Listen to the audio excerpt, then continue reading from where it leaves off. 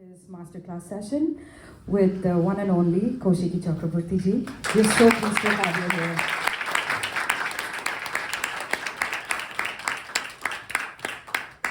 She is one of the most acclaimed Hindustani classical vocalists in India today and one of the finest exponents of the Patiala Gharana.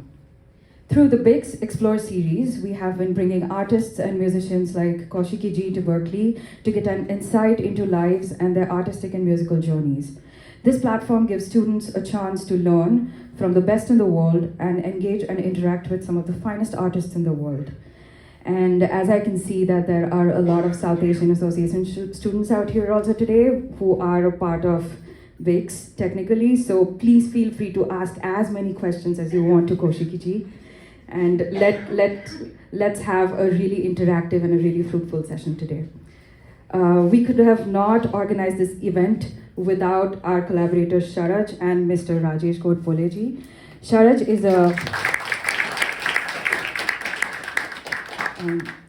is a non-profit organization aimed at cultivating, nurturing, and promoting Indian classical music in its most authentic form through intimate concerts, music appreciation sessions like this one as a platform for cultural integration and community outreach. Finally, it's my great pleasure once again to introduce to you all to Kaushiki ji. And let's please all have another round of applause. And Kaushiki ji, if you want to get reminded of us, we were the ones sitting at the end of the balcony that day at the concert who shouted Desh Shakil. Yeah. That was us. So Kaushiki ji was born into a family of renowned musicians. She received her initial training from her father, Pandit Kaushiki Chakraborty ji, and accompanied her father on world tours and music performances in the 1980s. She honed her skills further under the guidance of the legendary musician Pandit Gyan Prakash Ghosh and graduated from the ITC Sangeet Research Academy in 2004. She has performed at prestigious venues and festivals all over the world. Kaushiki ji's music is characterized by her deep understanding of the classical tradition, her ability to fuse emotion and soul into every note, her impeccable sense of time, rhythm, and improvisation, and her ability to present it in a manner that is understood and appreciated by people from across the globe.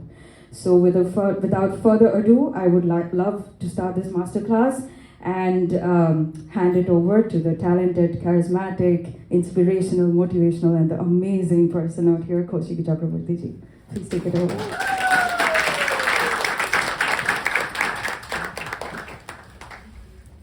Yeah. Thank you. Just switch on the mic there. Sorry. Yeah. Thank you. Is it working? It is on. Just use that. Yeah, even this one's not working as yet. Yeah? I think now it is. Now it is? Yeah. Thank you. Thank you all for coming. It's my honor and privilege to be in the company of such artists of class, world-class artists, and a learned audience like you. I'm a novice when it comes to music, especially when we are talking to artists of this caliber and students of music. But I have a role to play. I'm going to represent common audience, common listeners. I have a few questions from that perspective, but the format of the evening is that I'll ask all the basic, easy, general questions that ordinary listeners like me come up with, and then leave all the hard part to Rishabh and you guys. I don't know whom to be scared of. Both sides are like equally scary. So, it is said that to become a successful musician, you need three things. You need good luck, you need a good guru, and a lot of training, riyaz. So obviously, Kaushiki ji was very lucky to be born to none other than Pandit Ajay Chakraborty. Uh,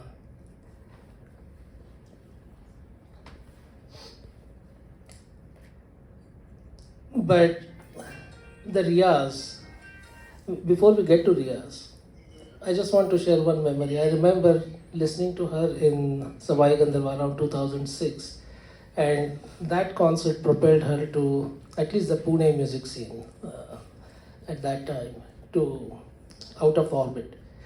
And all my friends and musician friends, of course, they were talking about how great the concert was, but everybody was dazzled by her mastery over her technique and the tayyari. So everybody I would talk to would say, "Kya tayyari hai?" So I just want to start with that. How did you get to that level? How did you get to that level of tayyari? How did that whole thing started? With Baba, with my father, of course. Any conversation. Okay, before we get to answering the question, so I didn't get to speak to all of you, so welcome. And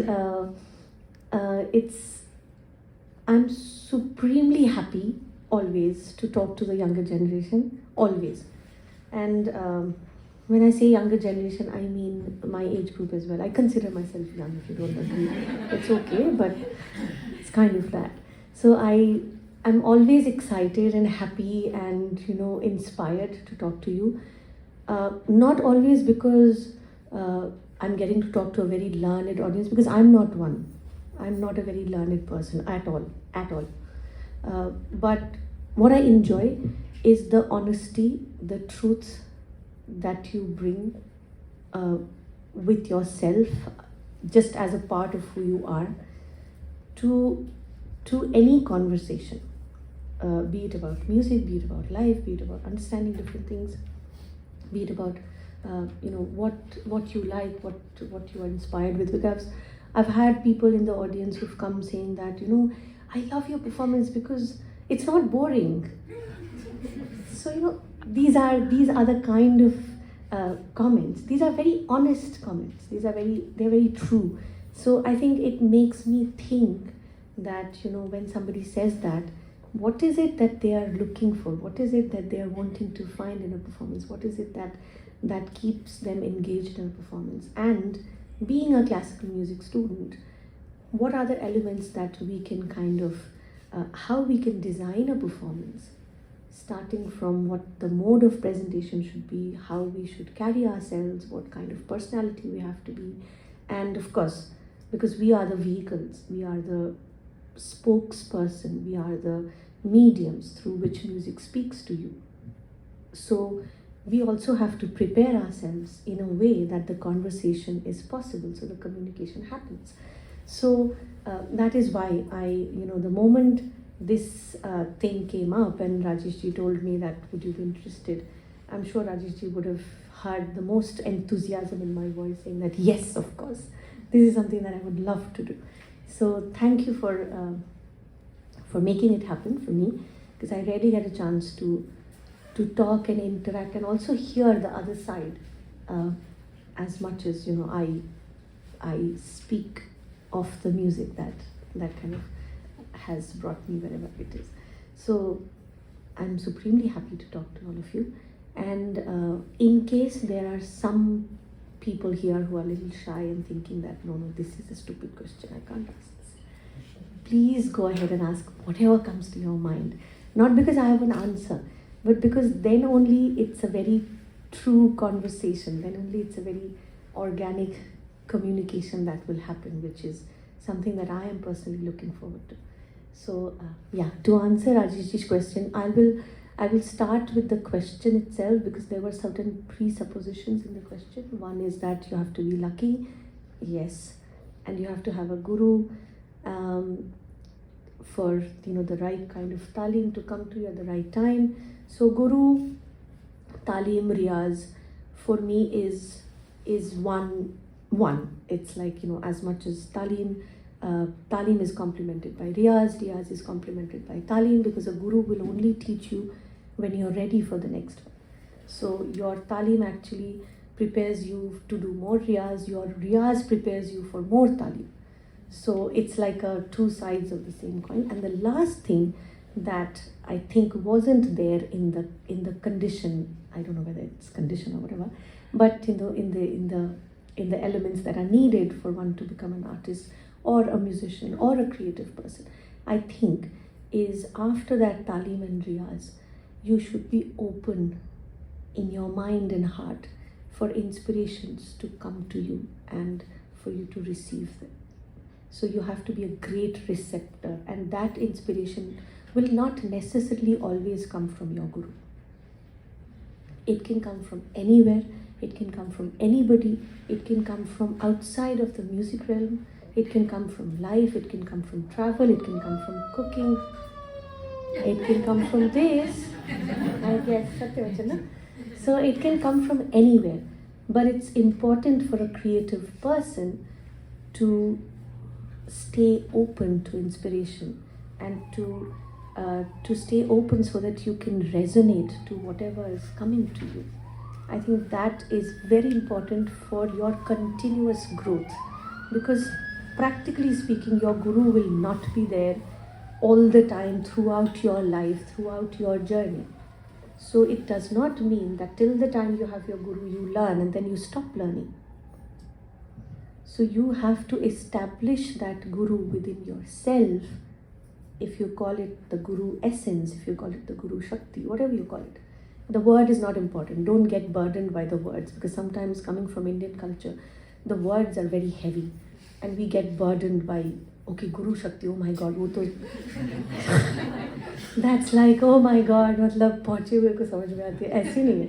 मतलब it's just that energy. It's just that energy that keeps you inspired, that keeps you energized, that keeps you open to learning, that that pushes you to become a better student every day. Because it's a journey and there's no destination.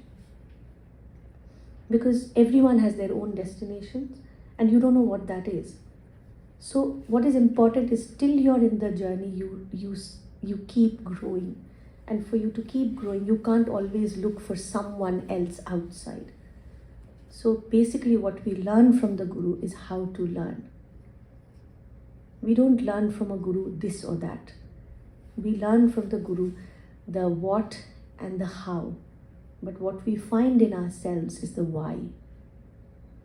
So if you are not in the journey, if you quit the journey the moment you stop learning from your guru, you miss out on exploring into that why, because that why keeps changing with your life, with your experience of life, with your journey, with your realization, with your churning. It keeps on changing and it takes you to different places, so that as the why changes, your how and what will also, it will reorient themselves and it will come to you in a very different way. So that same rag comes to you in a very different way if the why changes. The same song, the same composition, the same genre comes to you in a very different way when the why of why you're doing that changes. So it's important that you stay open to inspiration. So now, to answer your question, is of course, it started with Baba, because I wouldn't have known what Riyaz is if I didn't see this person doing a concert, coming back at home at 10 o'clock, 11 o'clock, having dinner, and then again sitting for Riyaz at around midnight and get up at around 6:30 when I was getting ready to go to school. So this happened not for days, weeks, months, for years. So I've seen this, and when this person says ki Riyaz karna padega, then you absolutely don't ask how many hours. So by default, I've never asked how many hours, because Riyaz for me has always been the journey of I can't do it, from the point that I can't do it, to the point that okay, I understand and I know how to do it better. And the next day again, I kind of know it, but I know how to do it better, so do it better. Again, next day, do it better. So it's like an ongoing process. And in this, if this is the mode of, and this is the meaning of Riyaz, then you never ask how long, how much more. Then you just keep doing it. And as you keep doing it, you realize that how much there is.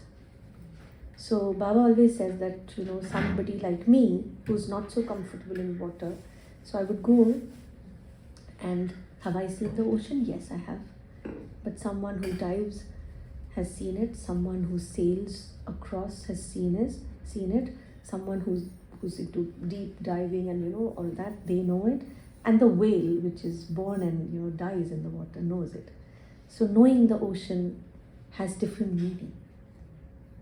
So as deep as you go, you realize how deep it is. As much as you know and start knowing, you know how much there is to know. So then it becomes a process, and you don't even look forward to getting somewhere. You're just happy being in the process, being in the journey. See, I talk so much. It's so easy to ask a question for the next 15 minutes. You can have a cup of tea. That's profound, but at a very basic level, what was the nature of the riyaz like? Terribly strict. I would miss school at least 2 to 3 days a week. Yeah, so I'm half educated. So I would miss school, and this will be a constant fight between my mother and my father. My mother would say, okay, go to school. My father's like, it's okay, riyaz karegi na? Okay, you can sleep half an hour more and then get up and then get going. So I could miss school, and when the fight would go, how husbands and wives are. So beyond a point, my mother is like, she'll remain uneducated, and Baba's like, meri beti hai na, uneducated hoke mujhe chalega. So like any other parent, like any other husband and wife. So this was a constant thing. So I would miss school, I would stay at home, I would practice, I would sit in the class, and I was never taught alone. So it's a very, if anybody has an idea, there was something special that was taught to me, no. I was always in a group of students, and I was the youngest one and most neglected. And this is official because I would sit somewhere here and the entire class will be here, and Baba would hardly look at me because I was so small and so insignificant and so stupid. Whatever I sang never made sense. So I totally understand why a teacher would never be inspired to teach someone like me, because इसको तो कुछ आता ही नहीं, इसको क्या, ठीक है इन लोगों को सिखाएंगे, something they will do. This girl can't do anything. So I was just left there. Okay, fine, कुछ तो करेगी, fine. For the longest time, Baba said, and everyone thought that I would somewhat sing Tumri Dadra, bhajan vajan, theek hai, but khayal is not my cup of tea. I can't do that. Because for the longest time, I couldn't do it. I still struggle, but it's like one of those things that, from day one, I was, yay, oh my God, she's doing great. It wasn't like that. So there were other scholars at Sangeet Research Academy who were kind of my age, more or less. Of course, majority of them were much senior to me. But there were a few students who were my age group. They were doing so much better than me. And they were like fantastic, and I would go to their performances. We would perform for each other, like in-house performances. And I would listen to them. I was like, oh my God, ye to mujhse kabhi nahi hoga. And then I would come back totally like frustrated and demotivated and demoralized, like nothing is gonna happen. Aisa. And then it happened till I was my teenagers, 15, 16. I did not show any promise, according to me. I mean, according to also my father, I think. So I was learning, I was doing my riyaz, but it wasn't going anywhere, honestly. But something, I think it took a lot of time for me to understand that there's a very stubborn, gritty person inside of me. So when I was kind of hitting the bottom and it was being kind of decided that isse to kuch hone wala nahi hai, I started thinking that nahi, it's now or never. Like, if I have to do it, I have to do it now. So it was around when I was between 15 and 17 was a very crucial time. I mean, now that I look back, I had no idea what was going on. But Now when I look back, I think that was a very crucial time when I realized for myself that, I have to do it.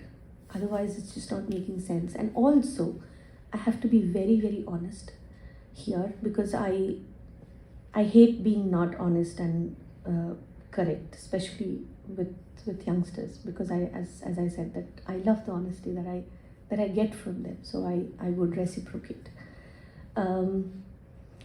As a child of a father who's celebrated worldwide, you want your share of attention from your father, which I never had, because I didn't deserve it.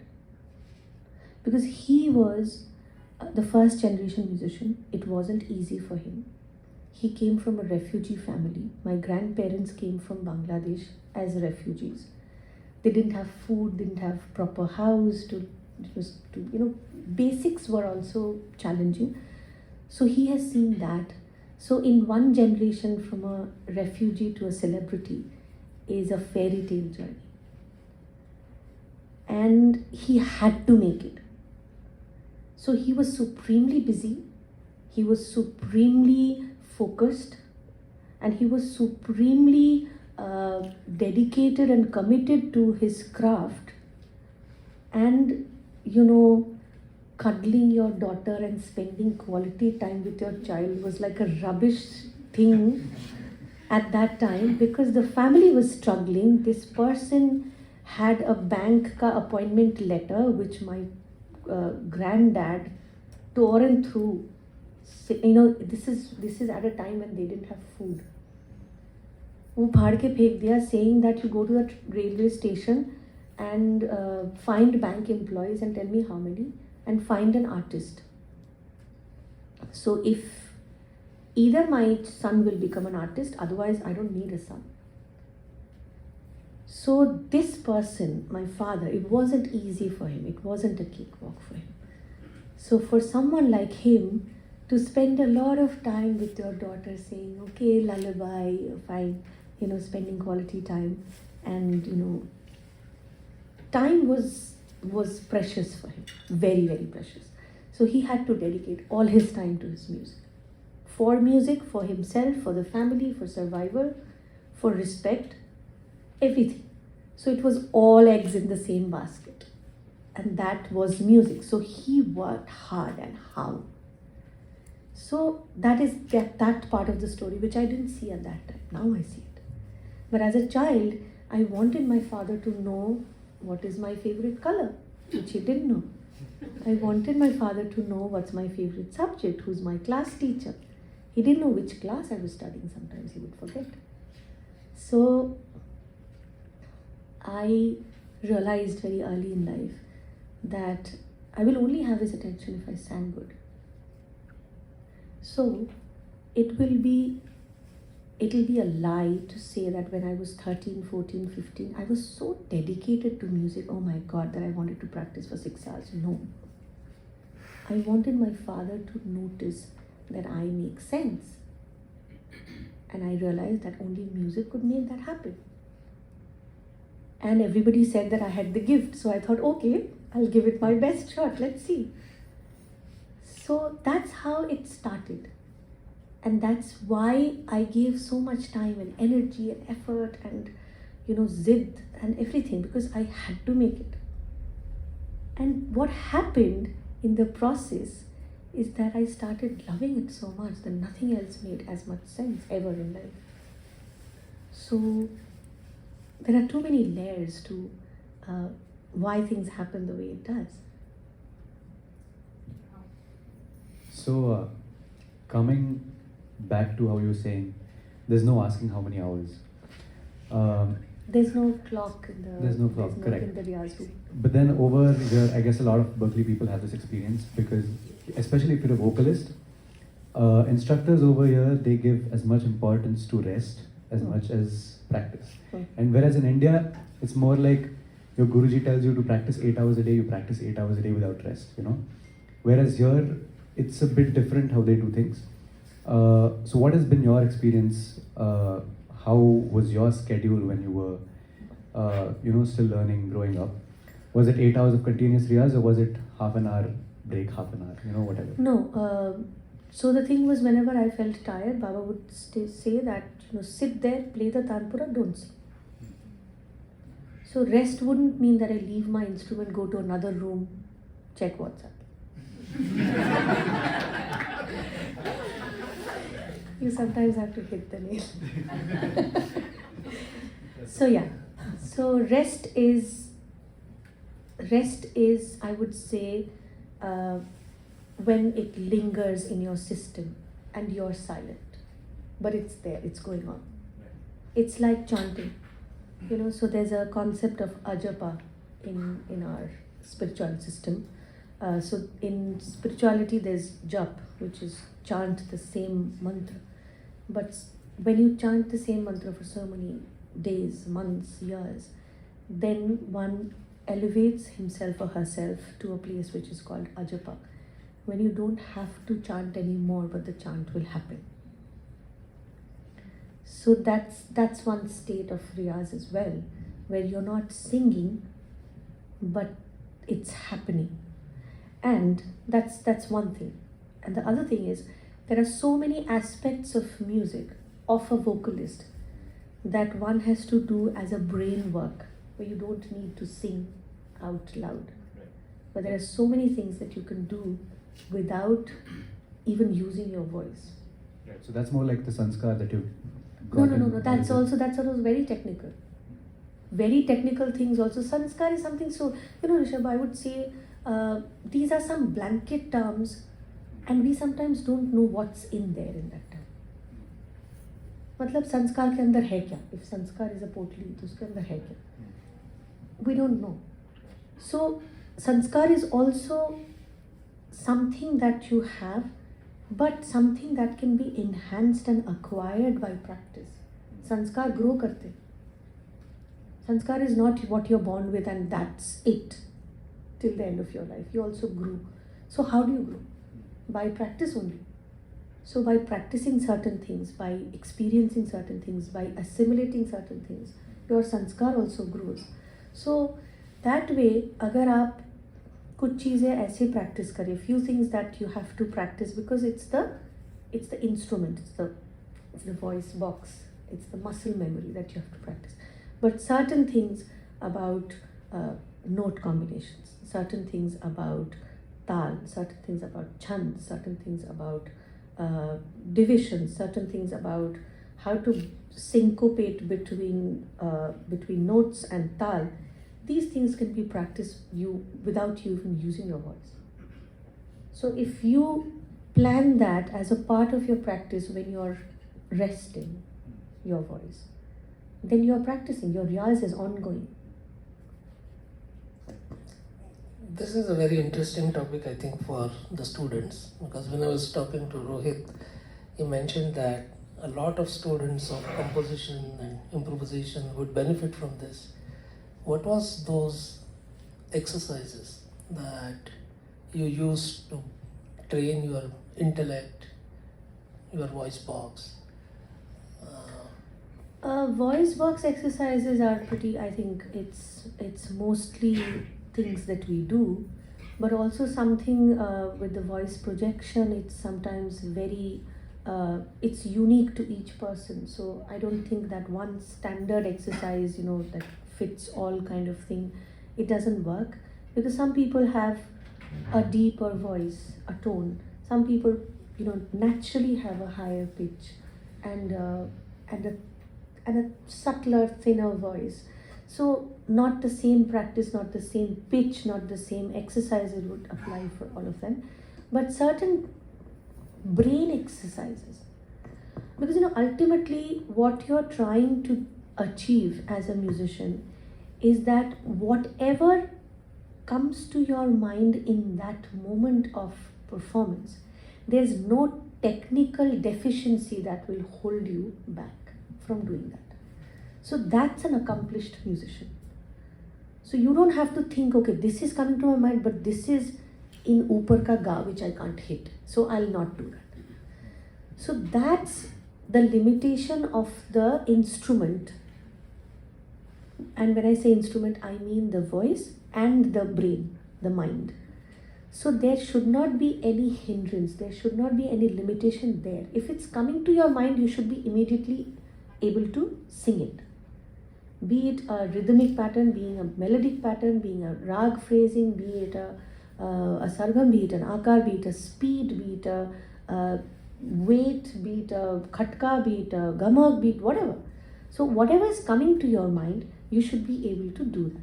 Now that's one thing. And so talim will be, there'll be two sides of this. One is what will come to your mind. That spectrum has to be pushed always. That has to grow, which means your imagination has to grow, your creativity has to grow. That's one side of growing.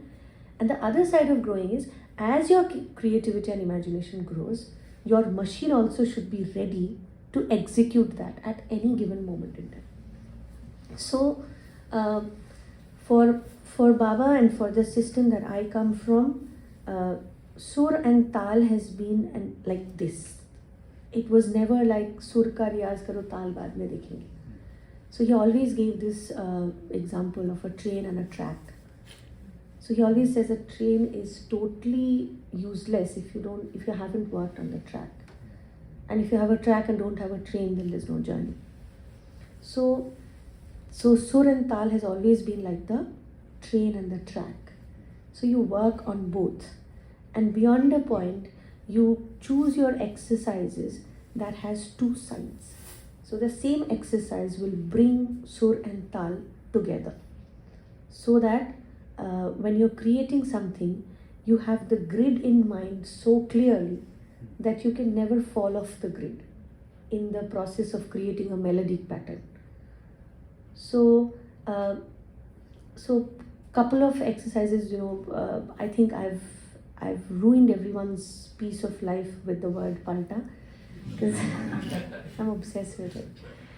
And there's too many reasons to be obsessed with it, because it's one of those things that that can give you ultimate mastery over Suran, permutation, combination and tal. So, and there's no other exercise to my knowledge which comes even close to exercising with paltas. But sometimes we understand palta in a very limited way, like a melodic pattern is given, sarega, and then regama, and then gamapa, and then that's it. Aisa nahi hota. You can do a palta in Rupak, in Tishra Jati, and in Marwa Thaat.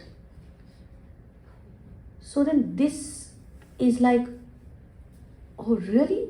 But this is where a palta can go. So you can take steps. So you start from Sarega Regama, and then how will you sing Sarega Regama? I've seen people singing Sarega Regama Gama Pa. So this is 1 2 3 4 1 2 3 4, but you're singing Sarega.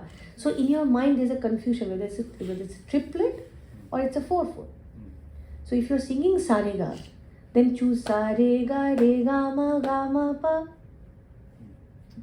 So that's 3/3. If you want to sing Sarega in 4/4 sections, then you can explore what are the other possibilities. There's Sarega, Regama, Gama Pa. That's a possibility. There's a Sarega, Rega, Ma, Ga. Then play with the 3 and 4.